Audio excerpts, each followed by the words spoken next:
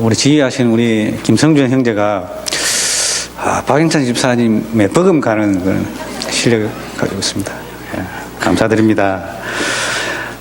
예수님께서 나사로가 병들었다는 소식을 들었을 그때에 예수님께서는 나사로에게 곧장 가지 않으셨고 오히려 주님께서 머물고 계셨던 곳에서 하루도 아닌 이틀씩이나 더 머무셨습니다.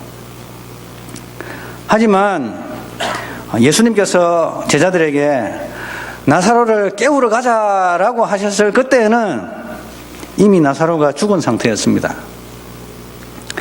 11절 14절에 보면은 나사로가 잠들었다 또는 죽었다라는 그런 표현을 우리 주님께서 쓰고 있습니다.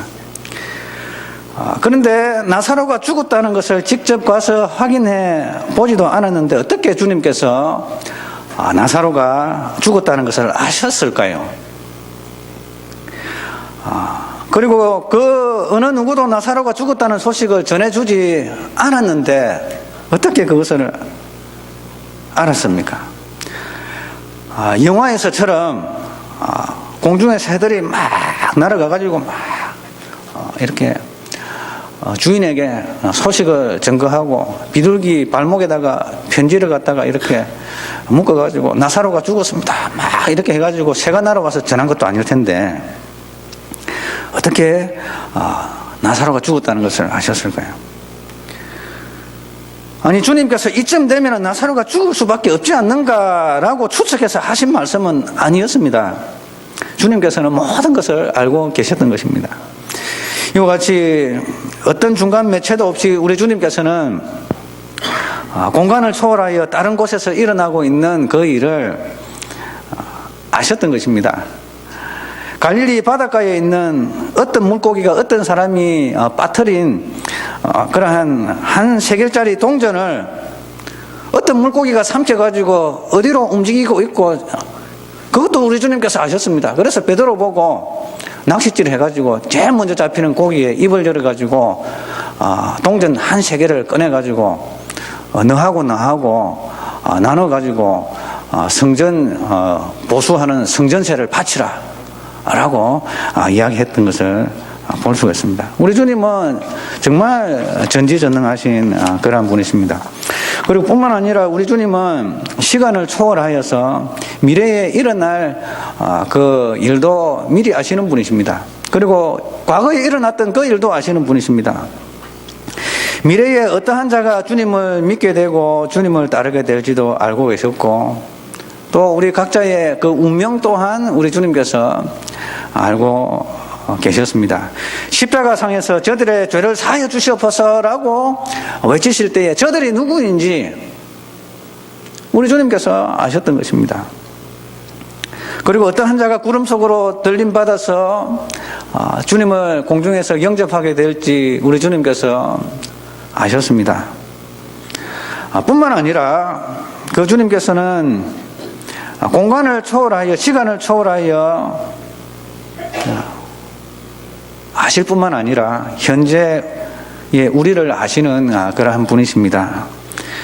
우리의 마음과 생각까지도 아시는 전지전능하신 그러한 분이 바로 예수님이시다라는 것입니다. 그런데 오늘 본문에서 중요하게 다루는 것은 예수님께서 제자들에게 다시 유대로 가자라고 했을 때 제자들이 보였던 그 반응과 그리고 그 제자들의 반응에 대해서 우리 주님께서 답하신 그 대답의 내용을 우리가 한번 살펴보기를 원합니다.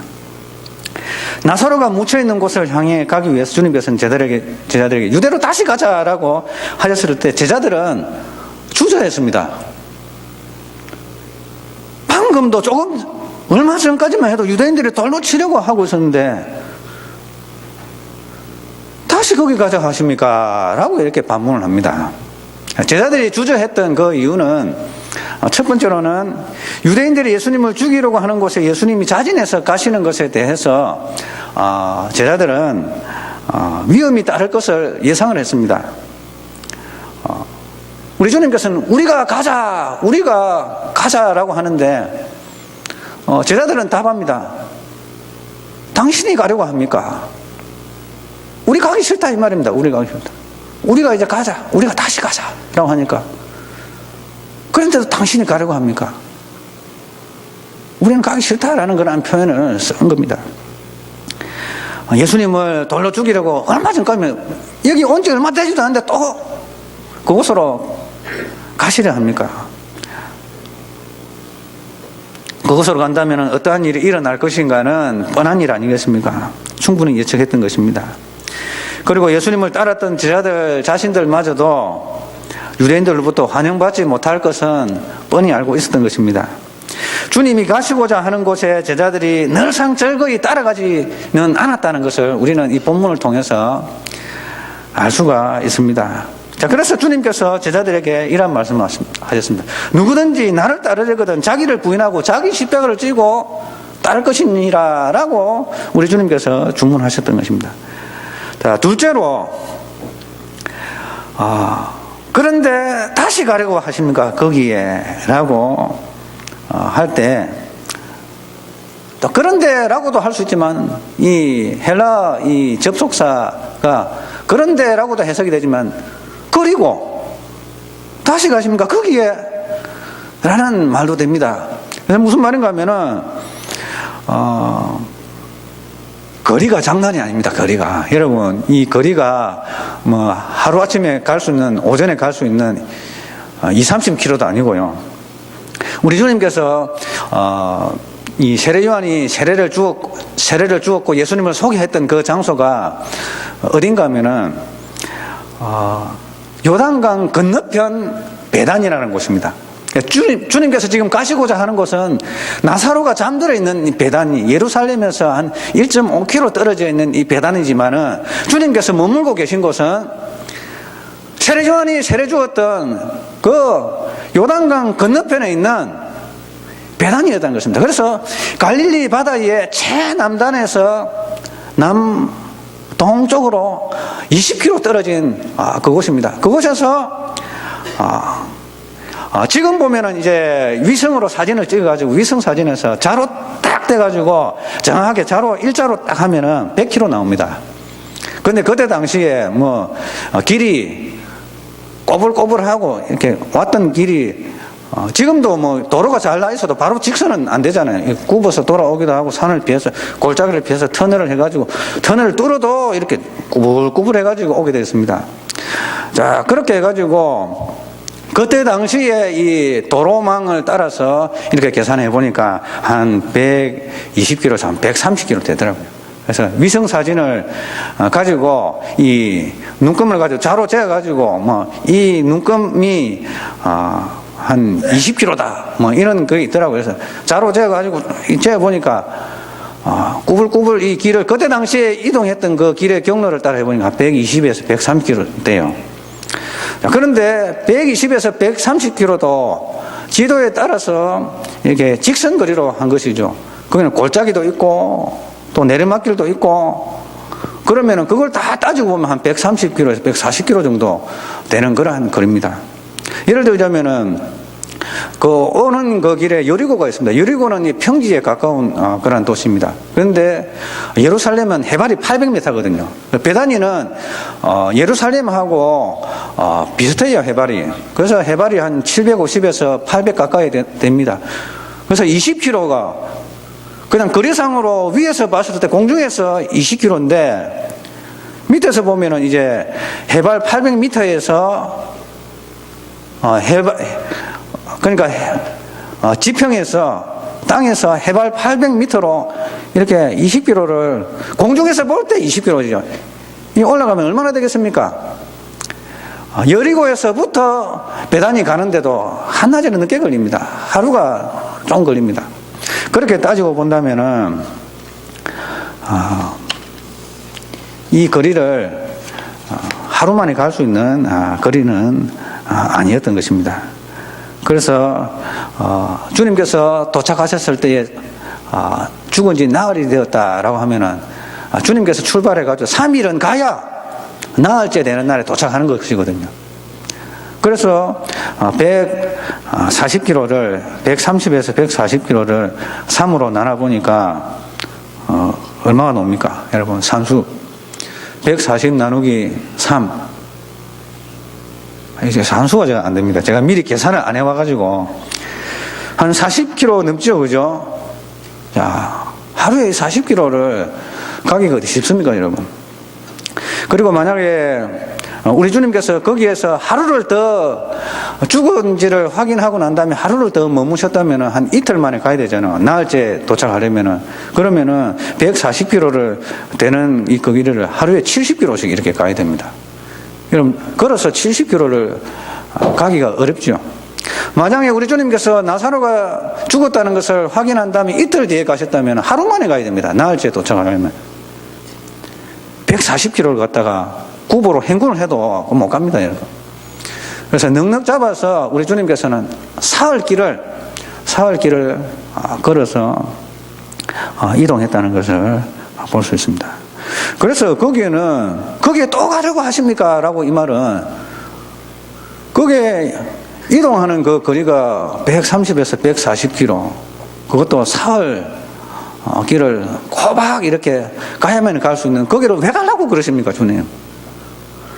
가면 또 때려 죽이려고 돌로 치려고 기다리고 있을 텐데 왜 거기 가려고 그러십니까? 라고 했던 것입니다. 그들은 내심 두려워하고 있었습니다. 죽음의 위협과 또 가야 할 먼 여정을 생각한다면은 제자들의 심정 충분히 이해갑니다. 주님, 돌로 치려고 죽이려고 하는데 거기에 또 가려고 하십니까? 그 거리가 얼마인데? 하루 이틀, 하루 거리도 아니고 며칠 고생해서 가야 될 거리를 또 가려고 그러십니까? 그게 최근에 일어났던 일입니다. 왜 또 가려고 그러십니까? 제자들은 주님께서 좀 안 갔으면 하는 것입니다. 그들은 내심 두려워하고 있었고, 그러나 그들을 향해 주님께서는 뭐라고 말씀하셨습니까? 우리 9절 10절 다 같이 읽겠습니다. 시작. 예수께서 대답하시되 낮이 12시간이 아니냐. 사람이 낮에 다니면 이 빛이 몸으로 실족하지 아니하고 밤에 다니면 빛이 그 사람 안에 없는 거로 실족하느니라. 아멘. 이 말씀은 은유적인 그런 표현입니다. 은유적인 표현인데 그 뜻은 무엇인가 하면은 베다니에 가는 것이 그렇게 위험한 것은 아니다 라고 우리 주님께서 말씀하시는 것입니다. 더 구체적으로 말한다면 낮에 걸어간다는 것은 하나님의 뜻을 따라 살아가는 것을 말하는 것입니다. 그래서 낮에 걸어다니면 넘어지지 않는다라고 말씀하시는 것은 하나님의 뜻을 따라 사는 사람은 결국은 안전하다는 사실을 은유적으로 강조하신 것입니다. 하나님의 뜻을 쫓는 사람들은 실상은 어려움을 당할 수도 있죠. 어려워 보일 수도 있습니다. 그리고 반갑지 않을 수도 있습니다. 그러나 주님 오실 때까지 아무 해도 당하지 않는다는 말씀입니다. 이 영혼이 안전하다는 것입니다. 우리의 영혼은 안전하다는 것입니다. 주께서 명령하신 그 명령을 따라서 우리가 순종하면은 우리가 힘이 될 것 같고 고통을 당할 것 같지만 결국엔 안전하다는 것입니다. 이 주님의 이 말씀을 잘 설명해 주는 찬송가가 있습니다. 찬송가 449장에 보면은 예수 따라가며 복음 순종하면 우리 행할 길 환하겠네. 주를 의지하며 순종하는 자를 주가 늘 함께 하시리라. 의지하고 순종하는 길은 예수 안에서 즐겁고 복된 길이로다. 다니엘과 같은 신앙의 인물들은 이러한 하나님의 뜻을 따라갔던 그러한 사람입니다. 그는 정도를 걸어갔고 타협하지 않고 고든 삶을 살아갔습니다. 물론 그에게 있어서 어려움이 있었습니다. 쉽게 타협하고 했으면은 우상도 숭배하고 기도도 쉬고 하루에 3번씩 예루살렘에 향해서 창문을 열어놓고 기도했던 것도 쉬고 했겠죠. 그러나 그는 어려운 순간을 경험하기도 했습니다만은 이것을 신앙의 다이나믹한 여정으로 우리는 바라보아야 합니다. 돌아보면은 정말 이 다이나믹하고 생생했다라고 고백을 할 수 있습니다. 그러기에 그는 위험한 순간에도 감사하며 기도했던 것을 볼 수가 있습니다. 이런 주님께서 나를 안전하게 결국엔 지키실 것이다 라고 생각한다면은 우리가 감사할 수 있는 것입니다. 그래서 다니엘이 얼마 동안입니까? 거의 한 달 가까이 되는 그 날 동안 아무에게도 느부갓네살 왕 외에는 기도하지 말라. 다른 신에게 기도하지 말라. 기도하는 자가 발각이 되면 사자굴 속에 던져지게 될 것이다. 자, 이것이 느부갓네살 다리오 왕입니까? 다리오 왕은 이것을 다니엘을 갖다가 죽이려고 하는 그 원수들의 계략인 줄을 알지를 못했죠. 그거 좋은 생각이다. 자기만을 높여준다니까 그 왕은 솔깃해가지고 그럼 그렇게 하자. 그런데 이게 웬일입니까? 이것을 제안한 사람들이 가지고 온 그 결과는 다니엘이 기도했습니다. 그래서 도장을 찍었으니까 이제 사자굴에 집어 던져야죠. 그래서 밤새도록 고민했습니다. 이 다리오 왕이. 그러니까 잠도 자지 못했습니다. 먹지도 못해 식음을 전폐했습니다. 그러면서 다음날 아침에 사자굴 앞에 가가지고 울면서 소리쳤습니다. 사시는 하나님의 종 다니엘아, 내가 섬기는 하나님이 너를 지켜주었더냐 라고 하니까 다니엘이 왕이여 만세수를 하옵소서. 하나님께서 천사들을 보내셔서 사자의 입을 막았나이다. 내가 왕 앞에 잘못한 것이 아무것도 없나이다 라고. 그러니까 이 다리오 왕이 다니엘을 죽이려고 음모했던 그 사람들을 일가족을 다 사자굴 속에 던져버립니다. 땅에 떨어지기도 전에 뼈를 으스러 떨어버립니다. 그런 일이 났습니다. 그래서 우리가 주님의 말씀 따라서 살아가는 우리 성도들의 이 삶은 주님의 말씀 따라서 복음 순종하며 말씀 따라 살아가면은 물론 우리가 생각할 때는 불이익을 당할 수도 있겠죠. 그리고 어려움을 당할 수도 있겠죠. 직장 동료들로부터 이렇게 오해도 받을 수가 있겠죠. 그러나 우리는 안전하다는 것입니다. 우리가 생각하는 것만큼 위험한 것이 아니라는 것입니다. 그래서 우리 모두 다 그런 주님의 말씀을 따라 순종하며 나아가는 빛 가운데 걸어가시는 우리 성도님 되시길 주님의 이름으로 축원합니다. 자, 그리고 하지만 주님의 뜻을 따르지 않는 것은 밤에 어둠에 걸어감으로 인하여 장애물에 부딪히고 넘어지는 것과 같다고 우리 주님께서는 말씀하셨습니다. 주님과 함께하지 않는 삶은 어둠에 거하는 것임을 강조하는 것입니다. 나의 생각은 주님의 뜻과 다른데 내가 원하는 것은 주님께서 말씀하시는 것은 내가 원하는 것이 아닌데 그렇게 하면은 내가 원하는 대로 되어지지 아니할 텐데 해서 주님의 뜻을 따르지 아니하고 자신의 뜻을 고집했던 그러한 삶을 살아간다면은 당장은 편할 것 같지만은 평안함이 없는 어둠에 거하는 삶이라는 것을 제자들에게 이야기하는 것입니다. 살 것 같지만 살 길이 아니다라고 우리 주님께서 말씀하셨습니다. 그래서 요나를 한번 보십시오. 주님께서 요나에게 니느웨로 가서 니느웨 백성들에게 40일이 지나면은 니느웨가 멸망할 것이다. 회개를 선포하라. 그래서 가라고 했습니다. 니느웨는 어떠한 사람들입니까? 당시 기록을 보면은 북쪽 이스라엘을 침공해가지고 분연자들의 배를 갖다 칼로 갖다 갈라버리고 그 속에 있는 태아까지 꺼내버려가지고 죽이는 그러한 잔인무도한 그러한 이방 족속이었습니다. 자, 그들을 향해서 회개하라고 선포하라는 것은 이 요나의 입장으로서는 도무지 납득할 수가 없는 것입니다. 그래서 망하게 놔두지 왜 가서 회개를 선포하라고. 회개 선포하고 실제라도 회개라도 하면은 하나님 살려주실 거 아닙니까? 이 생각이 있었어요. 그래가지고 순종하지 아니었습니다. 그래서 니느웨, 오늘날 말하자면은 이라크 지역입니다. 니느웨로 가지 않고 정반대 지방인 다시스로 갔습니다. 다시스가 어딘가 스페인입니다. 스페인. 그것도 배를 타고 그냥 걸어갈 수도 있는 그런 거리를 아예 배를 타고 배표를 끊어가지고 다시스를 향했습니다. 자, 그렇게 해가지고 이 요나의 이 불순종으로 인해가지고 그 배에 타고 있는 배 전체가 다 풍랑을 만났습니다.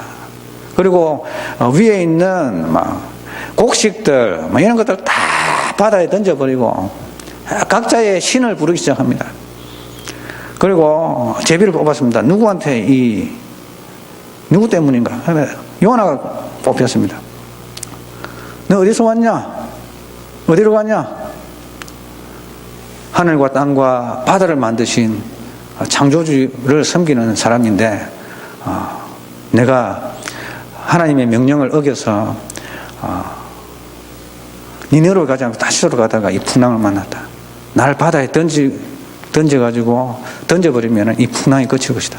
바다로 던져버렸습니다. 그래서 바다 속으로 빠져들어갑니다. 주님께서는 큰 물고기를 예비하셔가지고 삼켰습니다. 그래서 3일 밤낮으로 물고기 뱃속에서 회개를 한 것입니다. 회개를 한 것입니다. 그래서 요나서에 보면 그 기록이 되어 있습니다.